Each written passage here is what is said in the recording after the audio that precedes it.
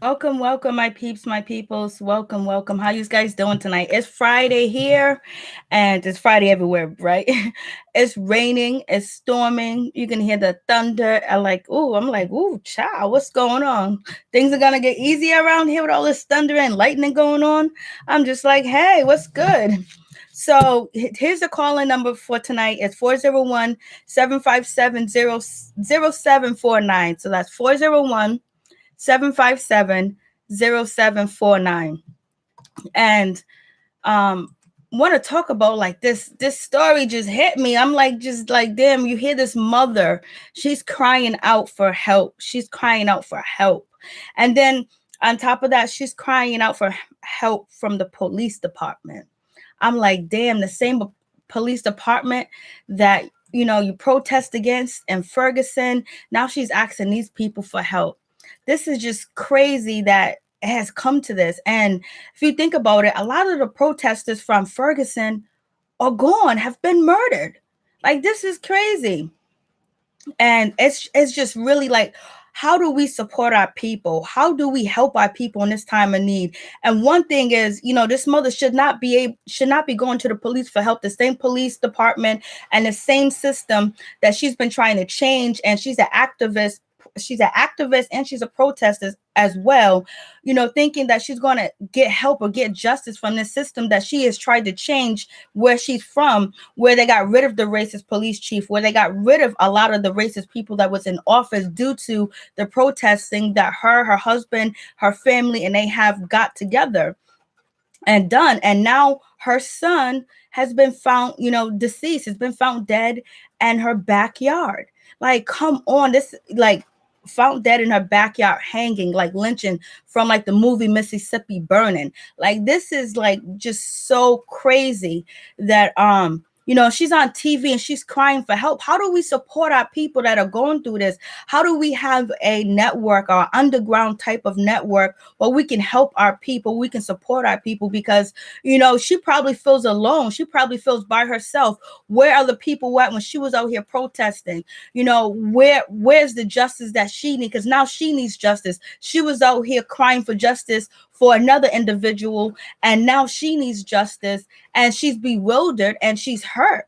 And who does she turn to? Where's the support? How do we support her? Do we call her? Do we go down there and see her? Do we send her emails? Do we send her texts? Do we send funds? Do we send donation? Do our retired police department retired detectives, or maybe retired lawyers, or retired private investigators that are African American, that are not coons? Hey, Jamaica girl, 123, support her, because this is just a really sad situation where this mother is basically standing alone and crying on TV for help.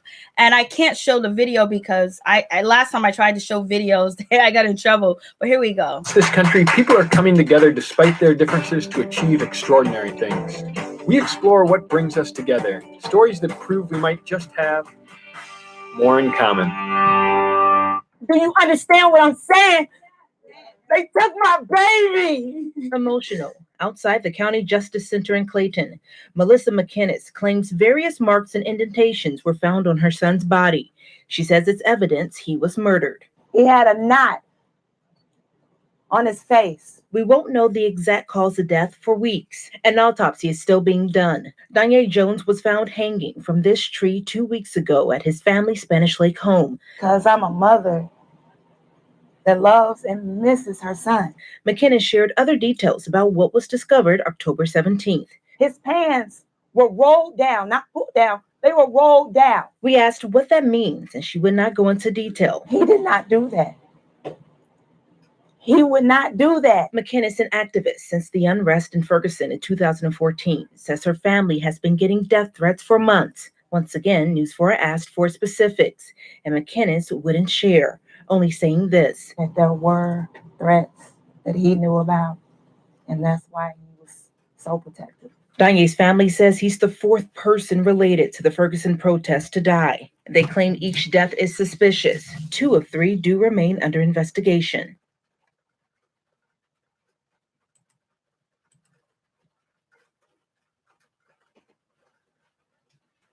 Giving away. See, I was just like, oh, that was just, hey, what's up, Master Chief? Hey, what's up, NM? Nice. Have a good Friday night, nice weekend. Keep up with the bad weather. Yeah, it's raining here. It's going crazy out here. It's storming and it's just going crazy. But and then here's the other report. Conference yesterday, hoping police would dig further into the death of her son. Danye became an activist in the wake of the shooting death of Michael Brown by a white police officer in Ferguson, Missouri, back in August of 2014. He was found hanging from a tree in their backyard. Police originally ruled his death a suicide, but his mother is insisting that her son did not take his own life. Instead, she says he was murdered. The day that it happened, Yeah, context. he had a knot on his face. His wrists had indentations on it. Okay?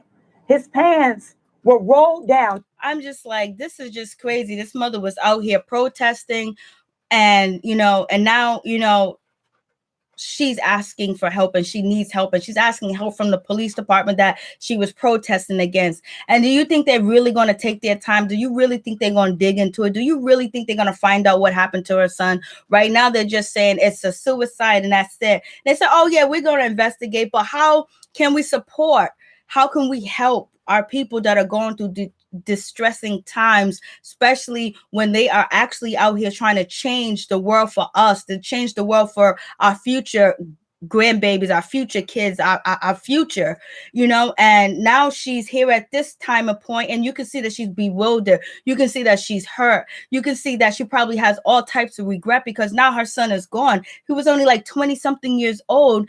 And, if you know anything about the South and in the history, as when they did lynchings, they hang African American males from the tree, and they pulled out. Usually, they would, slice off, their genital area and then put it in their mouth.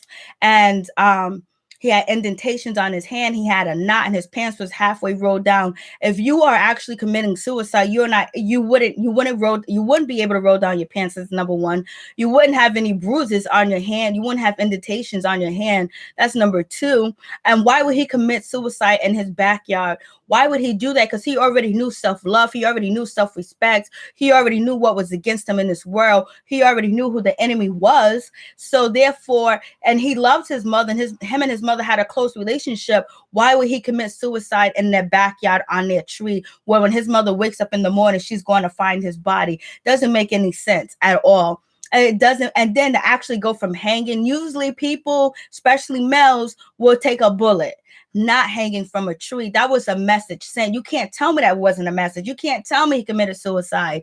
You cannot tell me that. I don't believe it. There's no way possible. But how do you help this mother? How do you get down to the bottom of it? Will she ever get justice for what happened to her son? Because right now they are considering it as a suicide. So how is she ever going to get justice? She's not going to get justice, through the police department or the courts. And that's definitely not going to happen because she went up against the system. Now they're showing us, well, when you go up against the system, this is what possibly could happen to you. So it's just fear all over the place, especially with the other protesters in Ferguson that are not here with us anymore. Yeah, there's no way he committed suicide. Hey, Roddy Chica 59, there's no way he committed suicide, point blank, period. There's no way, especially in that type of manner, especially in that area, especially, sometimes people, and especially at his young age, it'll be a drug overdose. It'll be a bullet, be by the gun. It's not going to be hanging. It's not going to be something like that.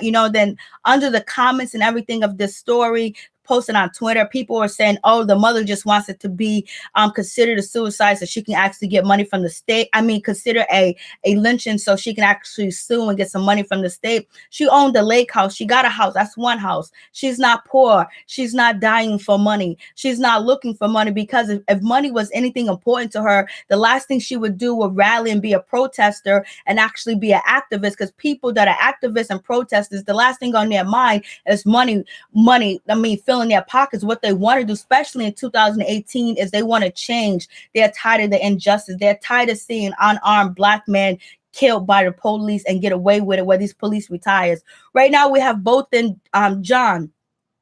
Jean, we have both in Jean. What's going to happen in that case? No, if this can happen just like this in Ferguson, what's going to happen in that case? What is going to happen to Amy Geiger? Is she going to get off? They have not talked about it. We haven't heard anything about that case. And his family is struggling too as well. How do we support our people from around the way? That we need to find a way where we can use our resources, whether it's speaking, whether it's law, whether it's food, whether it's farming, but we have to do something, because if we don't take care of each other and help each other and stop having that, you know what, I'm doing good over here, ain't nothing happened to me, so I can't help. All of us are not like that, but we can't continue that mindset because things are changing around us. The world is changing. Therefore, we have to change too as well. We have the immigration stuff that's coming. We have all that other stuff where they're trying to pit, African Americans against the immigrants that are coming over the border from Mexico, from Argentina, from Guatemala, from wherever they're coming from. They're trying to pit us against them too as well, and pit them against us, that we're all going to be sitting over here in the United States fighting for resources. So, and then if Donald Trump can send all them troops over there to the border and say, if you mother suckers throw a rock, we're going to consider that a weapon. And then we're going to have to take deadly force. We're going to shoot. Then he switched it up today and he changed it. So, and then supposedly, the military don't supposed to have jurisdiction over city and state issues in that type of area at all. They could just look, they can watch, but he's saying that they got jurisdiction. So what is this? Do we have martial law going on? What is happening? So therefore we have to change. We have to do a lot of things different and a lot of things better, because if we don't, we're going to be drowning. We ain't drowning now, but we can eventually be drowning and be fighting among each other. And then we have to fight this one, that one, that one. We're the only race that has a majority of everybody. Like all different other races and nationalities, not all of them, but some of the people in their race don't like Black people because whatever was told to them about Black people and whatever they said about us, whatever images they put on TV, whatever they showed the world, that's what these people believe. So therefore, when they see us, we're the quick target for them to hate on. So therefore, we have all that going on. We have to support each other. We have to help each other. And if people from other different races are down with us and they understand what we're going through, shit, you could be a part of the train too as well. But the main picture is, do you see any other race shit like this happening where the cops are just upright killing you and they're getting away with it? Just getting shot down. We got this young man hung, in his backyard. We got both in John shot by the cop in his own home while he's not doing anything to anybody but being in his goddamn home. Do you see that happening to any other race? What do we think is going on now? Do we think that, okay, we can just continue the way that we've been doing? We're going to continue to be separate from each other and think that's going to work? Divide and conquer. And we have to get rid of that mentality of divide and conquer and start building up each other and helping each other. Where resources and knowledge that we have, where we can actually put things together, because we're going to have to. We're going to need the old, we're going to need the young, we're going to need all of us to come together to help, because this is if you look what's going on in the media, you can't be Black and be like, everything's all good in the world. I'm great. I'm going to my 9 to 5. I got my house. I got my car. My kids are in college. Or the kids, you're in college and hey, I'm in this university, I'm safe. Both in John was not safe in this house. Do you see all the people that are calling the cops on African American people? We recently just got this story with the 2 African American women that are sitting outside waiting for a AAA to come, and then you have this woman threatening to kill them and saying that she's going to pay $2,500 to get them away from her apartment. And this was just a couple of days ago. And do you think, you have to know that there's something coming for us, and we need to be prepared, and we need to be ready, mind, physical, body, and all together, because this shit just is not going to go away. We can't brush it under the rug. We can't say, oh, it ain't nothing, it's going to die down, because it's not going to die down. None of this shit is going to die down. And it just seems like it's just getting worse and worse and worse. And we have the activist, Mo Ye, 32 years old. He was the guy that was actually, when the protest was going on in Ferguson, I seen this video. It was epic, where he jumped across, the yellow tape, and he tried to grab a Confederate flag, but he wasn't able to. He was stopped. He was actually murdered on around February 6th, February 7th of 2018. And he was down there protesting in Ferguson, and now he's gone. I mean, like, it has to. Why are the people that were standing up, especially in Ferguson, and actually these protesters are actually being, picked off one by one? It just seems like there's a lot more going on, and people are not understanding, the situation with the activist that was found in his car, activist Darren in 2016 protester, and then DeAndre Joshua, and who else was it? DeAndre, it was them two. And then later, they were found in a car with gunshot wounds, and then the car was shot on fire. Crawford is believed by the police to have shot himself in the back seat of the car, either in an attempt to commit suicide or by accident. So, like, this is like, come on, now we got the young man, Danye, found hung in his yard, lynched. And then now you have Darren Sales, you have DeAndre Joshua. It's like, come on, like, this stuff is not like a coincidence. Like, this gotta make sense, that the people that was actually out here and trying to change some things and did change some things are now being picked off one by one. And they're saying, oh yeah, we're investigating the case. Oh yes, we're investigating. How can they investigate when the people was going against what was going on in the criminal justice system and also with the police department? Do you think these people really gonna care? And how can we find retired doctors, retired lawyers, retired people that work in the medical examining field to actually put their services forth, not money, but their services of knowledge, and actually get together? Because who do we call when shit happens? We got to call the same people that are doing the shit to us for help. That don't make no sense. How can you call the hand that's striking you for help? It don't make no sense. And the only thing that makes sense is we needing to wake up. And how do we help each other? It just starts by saying hello to a brother or a sister. It starts by letting each other know that we got love for each other. Let each other know that we got you. We have support. The coons are always going to be coons, and we have to, throw them out.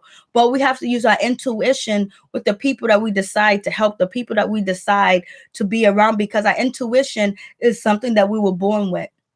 Sometimes it's blocked, sometimes it's clogged. We got to unblock it and cleanse it and make sure that we help our people. We have to, because who else is going to? Do you see all this shit going on? Like, you got Permit Patty, corner store. You got so much stuff that's going on that's against us. And what are we doing in return? We got, Trump talking about that he's a nationalist. We have the president of the United States, and he's a nationalist.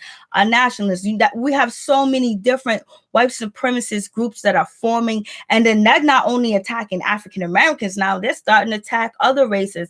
And this is why people are saying something about these, white supremacist groups that are coming out here. So what are we doing to protect ourselves? How can we protect ourselves? Yes, I have the answer how we can protect ourselves and what we need to do to protect ourselves. But this is a public forum, I can't say all that shit. You know what I mean? Then you'll be giving everybody the information that, oh, this is how they thinking, It's just like, but we need to start training ourselves. We need to start training ourselves. Definitely. I remember growing up and if there was like, my parents trained us, if like there was a fire, if there was an intruder, how to get out the house, where to hide. You go over here, you get this. This is a little kid. This is how you get this is how you get down the stairs if you have to put a rope down. Like, we were trained to actually to help ourselves, where we didn't need anybody where if someone that's supposed to come and rescue us is not there, we know how to rescue ourselves. So how do we teach our youth and the older generation too as well, that we need to start protecting ourselves? We need to start training ourselves. We need to be on guard. We need to pay attention to what's going on and what's happening. And if we see one brother, one sister getting attacked, we need to get involved. We need to say something. We need to record it. We need to have lawyers on our side. We don't need to go to the ACLU. We need to have our own ACLU, just like every other place has. They have a councilman, they have a group. And this stuff don't need to be publicized, but we need to do something to protect ourselves, because only people that are going to get hurt is us, and we'll be on the news crying and asking for help from the government, from the system that don't even consider us at all. And all these cops getting away with what they're doing to us, and then just the racism that we have to face each and every day. And sometimes we face racism so much, sometimes we don't even know we're being disrespected at all. And that's how sad it is. It's just like, but these young men came out, and Ferguson came out, started the Black Lives Matter movement, and they're gone. They're trying to send a message that we don't want you to build up. We don't want you to be strong. We don't want you to talk to each other. And then some of us get scared, and some of us, oh, that's just them. No, it could happen to you while you driving in your car, while you at the grocery store, and somebody feels like you mean mugging them. Somebody feels like, oh, you're going to take something from them, and they call the cops on you. The cops come in and attack you because you're in a part of town where white supremacists is on the rise. Or where they're out in the open with it, and they know they're not going to be convicted. There's this town in Mississippi. I was just watching this documentary on it, where, they said it's so hard to be convicted of murder in this small town. They only convicted one person of murder in a whole decade. And they had about 6 people that was charged with, torturing and lynching 5 African-American males. And they were found not guilty. And it was like, it's not a surprise.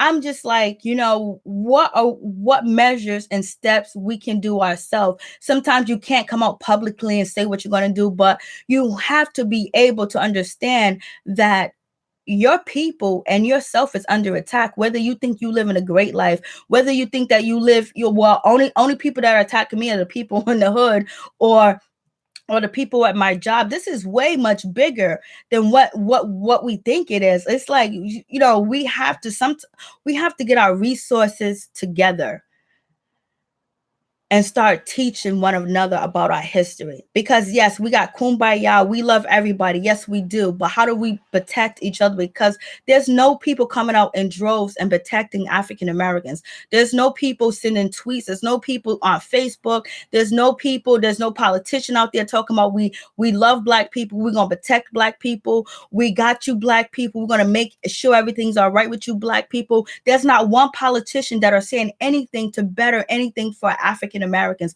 for Black people. There's not one.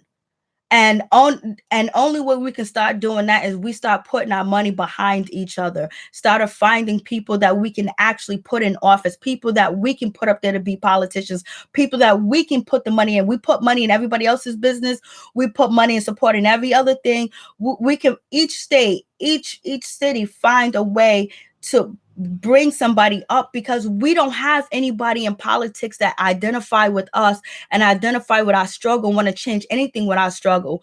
There's none of them that says we want to change this for Black people. We want to enforce stricter laws with cops, killing African American, or cops having training before they come onto our community and police our community. We don't have anybody talking about that. We don't have anybody talking about supporting Black businesses and actually creating grants for African Americans and Black people's business. We don't have anybody talking about that. We don't have anybody talking about we want to teach more African American histories in our public schools, because most of the things that are invented that people are using today and all over the world, either a Black person, a Black woman, or a Black man invented something and they add on to it. And that's not being taught in our schools at all, period. So we have to teach that too as well. But what politician do we have that is advocating for Black people, saying anything about changing anything for Black people, talking about, the shit that we face every day when we go to our employments and our jobs and how we're being turned down. There's like some jobs talking about they have policies where you cannot have dreadlocks, you cannot wear braids in your hair. You know what I mean? And saying stuff like that. We don't have anybody trying to challenge all this hatred towards us, or the school systems that say that, oh, if your child have dreadlocks or braids or beads in your hair, they're going to be expelled. We don't have politicians talking about that. We don't have them talking about anything that's talking about making things right for African Americans that have put so much into this country and has built so much into this country and has, done so much, but yet we are always forgotten about. We're never talked about. There's never a politician that actually has a campaign to help African Americans. That's why we need to create our own campaigns with politicians that we put money in, that we trust, that we build up, that if they don't answer to us, we take away our support. We can be lobbyists. African people, Black Americans, we can be lobbyists. We can be lobbyists to the people that we want because we generate so much money and have so much money. Why can't each state and each city have people in a councilman, a mayor, a governor that is there for you? We've been here forever. Why don't we have that shit representing us? The government should represent us. We've been here before the beginning of fucking time. Even most of us Black people, we have what? Native American blood. We have some form of Native American in us. So we've been here forever. Forever, ever. It just pisses me off to see this mother on TV crying and she don't have nobody to turn to. Like, who's going to help her? What organization is going to come down and help her and comfort her in her time of need and try to get something done to find out what's going on? Like, there's a pending autopsy on her son. The people that are doing the autopsy on her son are the same people that work for the county, the city, and the state that she was marching and protesting against with her son. So are they going to give a correct autopsy? Does she have the money to get a second opinion? That's where having an organization that can actually investigate it, people that are actually retired, people or that coming in that need experience like internships and, investigating and being a lawyer and putting in community service. We have to try to create something like that for us. Because if we don't, ain't nobody gonna do it. These people are gonna do the exam on her son, or the same people she's going up against. They're gonna say, "Oh, nothing. It was a suicide. Of course it was. We found this." They might even say when they do the toxicology, "Oh, he had all types of drugs in his system." They ain't say all that stuff. Just like with Both and John, what did they say? We found a little bit of weed. We found some marijuana in his apartment, trying to make him a criminal, trying to say he's not a good person. He got drugs in his house. It just makes you so. Hey, Derek Adams, Construction Channel. The only vote we truly have is in our God heaven. We have that too, but we have to do something with ourselves. We have to, like, it's like, damn, the create and the divide has been so real that the Black people rarely commit. Of course. And then he gonna do it in his yard where his mother wakes up and can see him from the tree. His pants were rolled down. He had indentations in his arm. He had a bruise on his head. And hanging is like the worst form of suicide. Like you know what I mean? The worst form. He's gonna do it in his yard. Like, come on.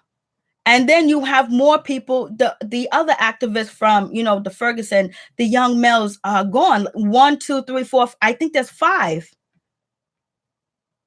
We got Moye, 32. He was an activist. He's the one that tried to snatch the Confederate flag, and he was killed in Louisiana in February. And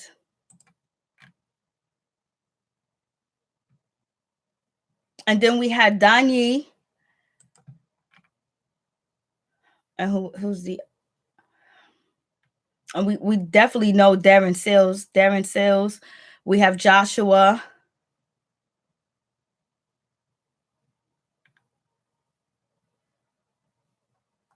This is just crazy. And them police at that police station was sitting there laughing at this mother.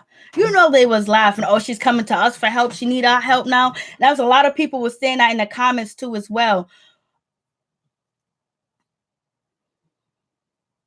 We have Crawford. I was like, and just I heard the story the day before yesterday, and then today again I heard it again. I was just like, damn, like, there has to be something, because I remember growing up, we had, if something happened in the community, we had people that we got together. Oh, we're going to do this for you, miss this. We're going to have that for, oh, you know what? We're going to prepare this. Oh, you don't have the money for this. We're going to do that. And it seems like, you know, the community has been, the Black community has been just trickled down to where, you know, we don't even talk to each other, or you don't even have a Black community, or you don't even have any Black businesses in your town or in your neighborhood. Like when I go get my hair products or whatever, I travel so far because there's only one Black store, one Black hair supply store that sells all the stuff, that don't even sell all the stuff, but we have, like, there's tons of Chinese, you know, hair stores that sell everything. I refuse to go there. I go all the way out because I want to support my brother and sister that are selling the shit that I need for my hair, that are selling shit in their store that they use in their hair. You know what I mean? I go to the other store, all the stuff that they're selling, the products that they're selling, they don't use it. They could care less for it. Then they mistreat you. I done seen the Chinese man in the store yell, scream, throw the weave at the Black girls and all this other stuff. Now I was like, so I go all the way. I mean, I got to drive far. And then now the store that I go to, she's moving. She's relocating because they're raising her rent because they want to put a liquor store where she's at. So now she's moving to a whole farther town. So that means I'm going to have to drive even farther just to go get her products. I stored up on a little bit of stuff, you know, but it's just like, you don't have that anymore. I remember when I was growing up, I grew up in Mississippi, everything was Black. Then when I came here, everything is different. Like there's like on my street, I think I'm the only Black person on my street. Nope, there's two Black people, two Black families on my street.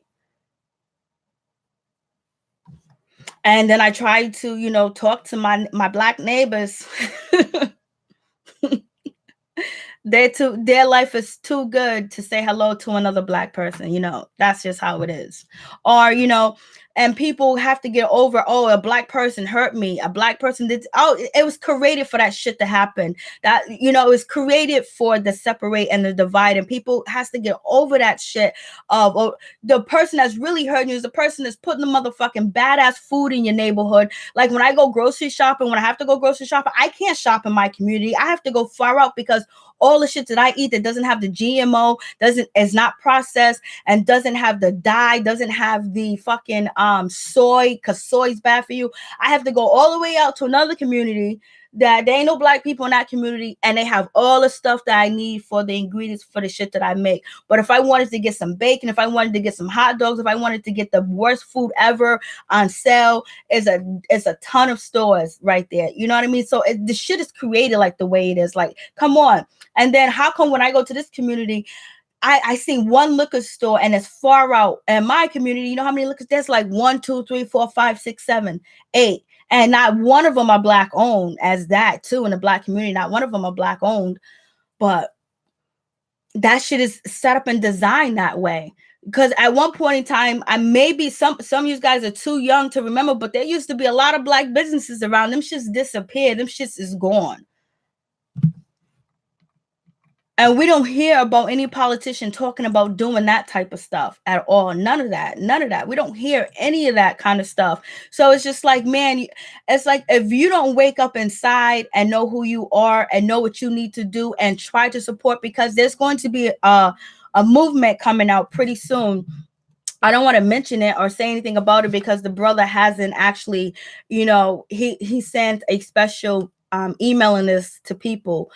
And it's going to be starting up, but we have to do something. You have to do something. If it's donating your time, but you got to try to help your community. You got to try to help your fellow brothers and sisters out. If you have to send, if you only can send a text message, or if you only can send an email, or if you can only send a tweet or Instagram to the people that are in our community that are hurting and that are being trickled down and being destroyed and murdered, they need to know that there's people across the United States that are just like them, that have the same ancestors that support them, that got their back. Like we can't be continuously to feel that we are left out here naked, we are left out here alone. And the people that are out here that are righteous and actually has a good message, that are African Americans, that are Black, that are not coons and all that other bullshit, that's what we're gonna have to start supporting them. You know, we're gonna have to do something, or Trump is gonna do what he gonna do. Like this motherfucker's talking about he's sending and 7,000 troops and all this other shit. And Trump is pushing to see how much he get with all the stuff that is all the shit that he's been saying. And then we just had another shooting today in Tallahassee. Yoga studio shot up. Some dude just came in there with a beard on and just started shooting up the place. What reason? I don't, but these people getting brave, just going and just shooting. We just got what happened with Pittsburgh, at the Tree of Life, whatever, a synagogue, mosque, I don't know what it's called, but one of them just walked up in there and started shooting like it was nobody's business. Then now you had the dude sending the mail. So you see these groups, these supremacist group are doing what they're doing, like they're rallying up.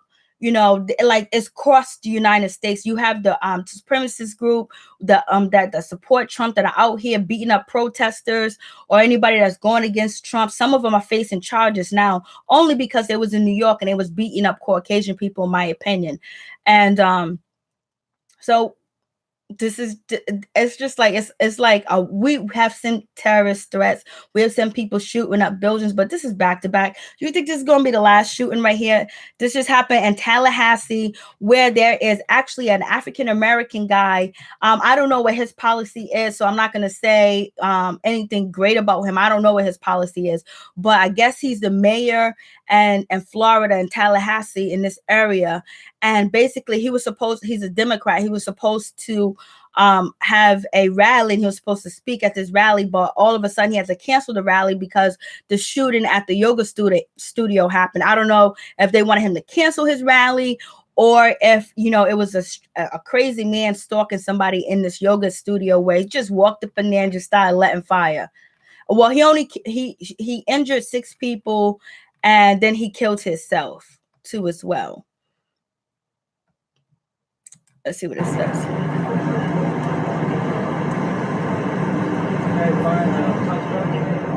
Oh, it's not saying anything. What is his name?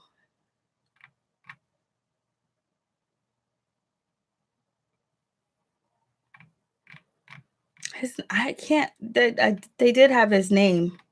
He's running for governor, and he had to cancel his rally, his Democratic rally.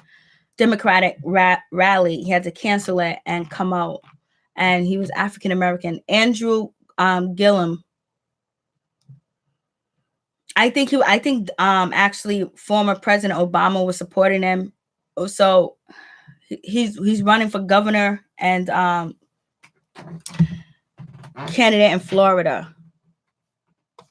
So he had to cancel his rally and go to this shooting situation. I was like, damn.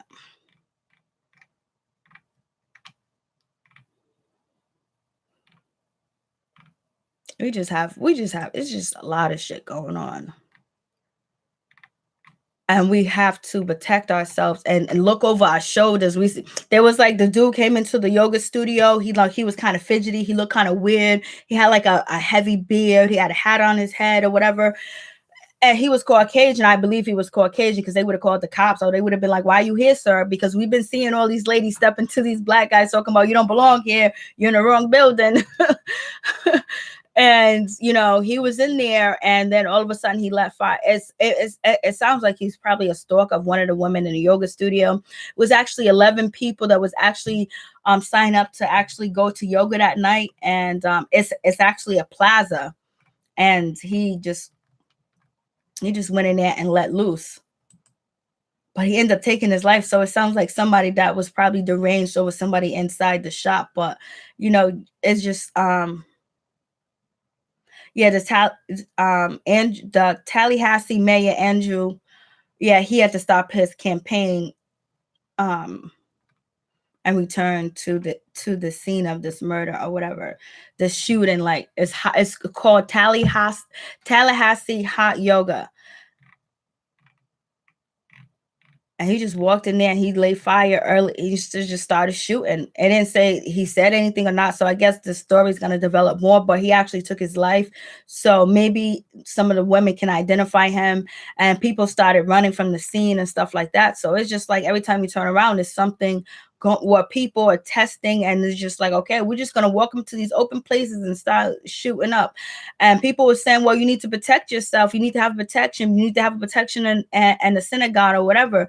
You're gonna have to do something because you're gonna be a sitting duck.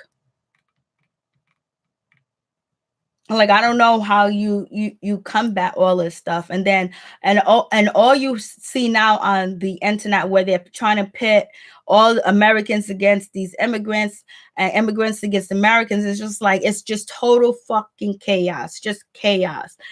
People got these different sides where they think, okay, we don't have the resources. We don't have this. They're going to take over the school. They're going to take over this. They're going to take over the community. They're criminals. They got guns. They got weapons. They're savages.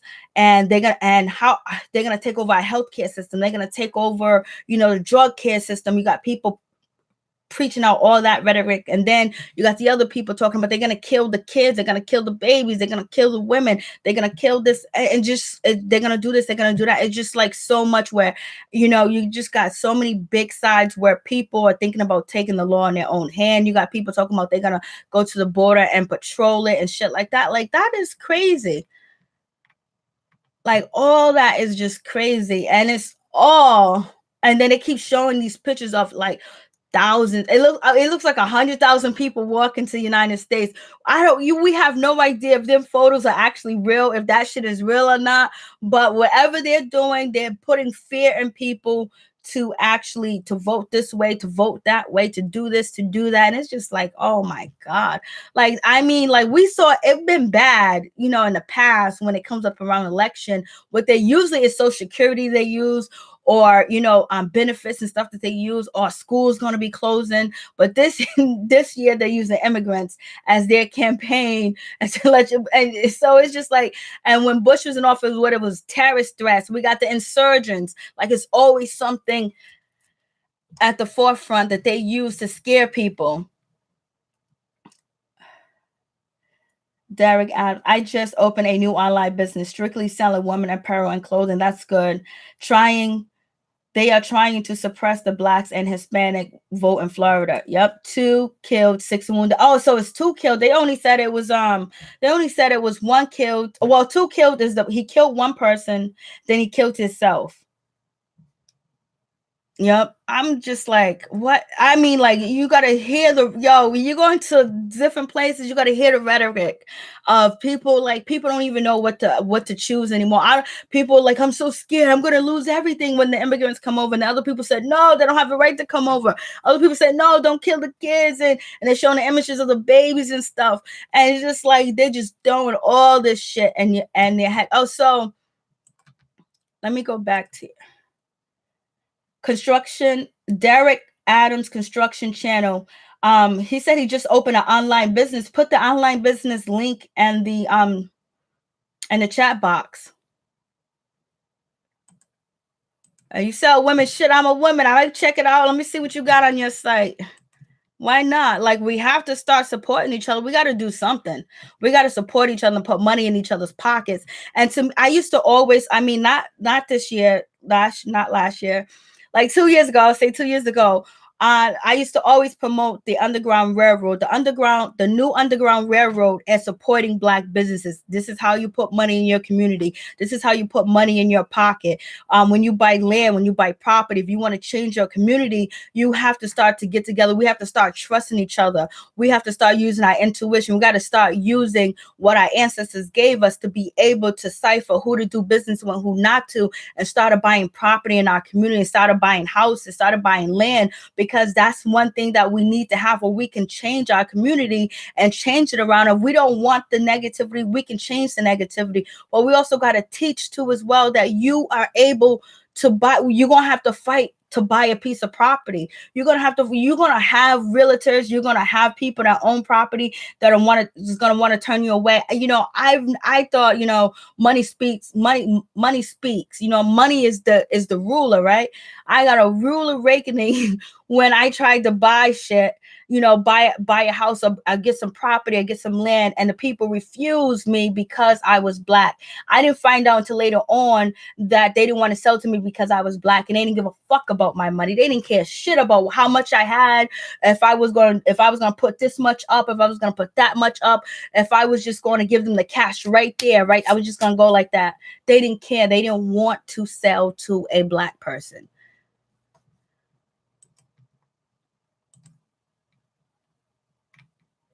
Shit's crazy out here.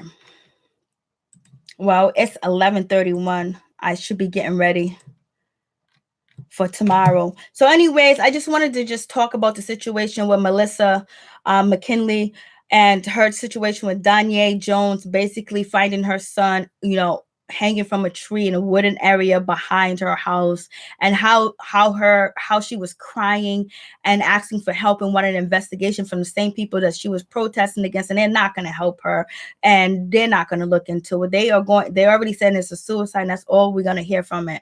And it just hurt my heart. And then looking into that story too as well, finding a way where we can build and we can grow grow together, because we have to start helping each other and supporting each other in some way and forms. And that's doing business, that's helping promote, that's just, you know, trying to bring money into our community, because one of the things they try to say, oh, we need money, blah, blah, blah. Yes, we do. And trying to get people together that have different skills, that are lawyers, attorneys, doctors, medical examiners and things like that, investigators, or retired policemen that are not coons, and private eyes that can actually help these families that are in distress, because if we don't help them, nobody is going to. Now with the shooting in Pittsburgh at the synagogue, at the Tree of Life, you know, they're all going to be together. They're all going to support each other. They're going to help each other. They're going to do all this other stuff. They're going to put money in each other's pockets or whatever.